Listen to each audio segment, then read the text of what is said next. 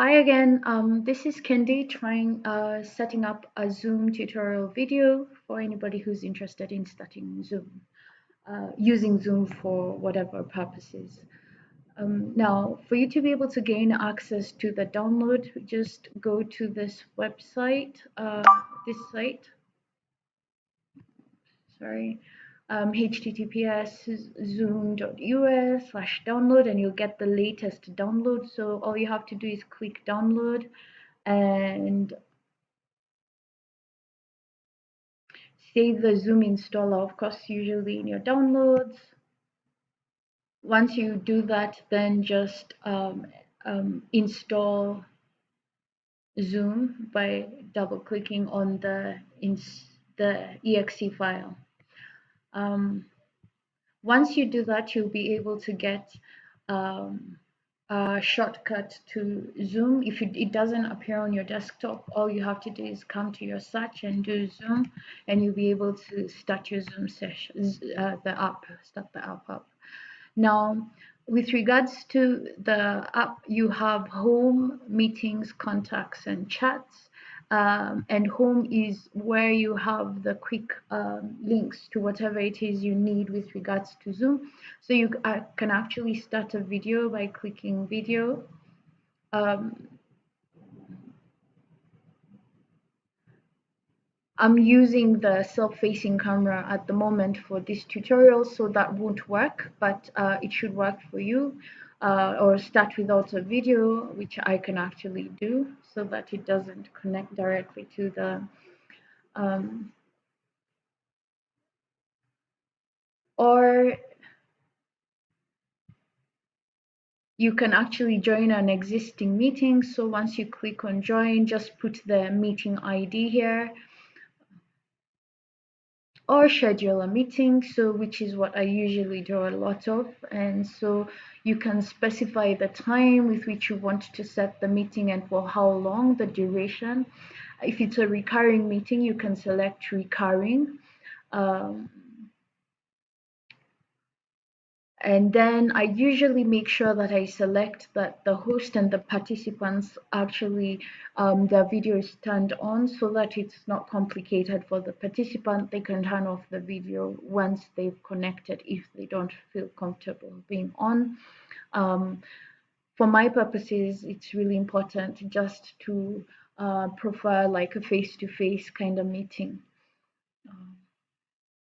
Leave these other things selected as they are. However, for calendar, depending on what kind of calendar you use, just check what you use. I usually use Google Calendar, and once you do that and just click on schedule, it will open up your calendar. And once it does that, you can now edit this and send your invite, the meeting invite, to whoever it is you want to do that. How to do that is this section here where you see guests, where it says add guests. Just click on that, and then you can quickly add the guest that you'd like to invite to your session. I'll just invite myself, my other email address, just for the purposes of showing you how that is done. And then you can specify what the guests can do, whether they are able to modify the event, invite others, or see the guest list. I usually don't mess around with that. I just leave that. Actually, I sometimes allow them to invite um, to invite others. Now, one really important aspect is here, this bit here, which is the message that is actually going to be sent to the people that you invited. So for instance, I always make sure that I edit this bit out so that the link with which you want the students to join in is very visible and easy for them to access. Um, More often than not, I never get to this information is not important, and so I will delete that up until the point where it says meeting ID. This is important to send to your students, especially if you're using Zoom rooms. However, yeah, just leave that. You can leave the rest of the information as is, and when you click on save, it actually will ask you, would you like to send invitations to guests, and then say send. um, since I'm using an account that is not specific to African Nazarene University, it will ask me whether I want to invite the guest because they're using a different domain. And so I'll say yes, invite external users. And once you do that, it actually shows up on your calendar and you can see the invite here. This is the specific invite I just created. Um, yeah, I had this session earlier today from 1 to 3, and I'll be having two other sessions later today, one more formal than the other. So once you do that, for you to start the session with your students, you go back to your menu here and then you click on meetings. Once you click on meetings, you can quickly go to the session that you created for the specific time that you're looking at to start the session, and then click on start. When you click on start, you should be able to see yourself, especially because you turned your video on.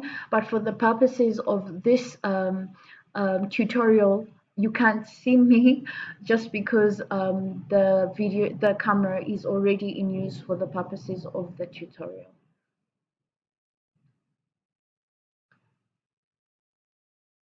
Having said that, you can actually invite students at this point here. So you can decide, oh, okay, did I forget to add someone, and click on whichever email address that you're using to invite your whoever it is you want to work with. You can also share screen, which I do a lot of. And so right now, if I click on share desktop, that should come up. And now what you're seeing is the desktop. That's the view that the people I'm sharing this invite with will see. When you want to stop sharing, just click on stop sharing. Sometimes I chat with my students on the side. You can decide to chat with everybody, or you can make it specific to one of the invitees and just send a message.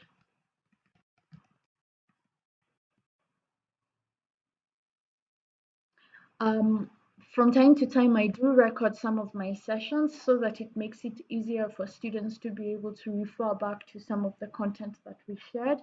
I think it's a really cool tool to use, and they can be able to, you can be able to share it with them. Um,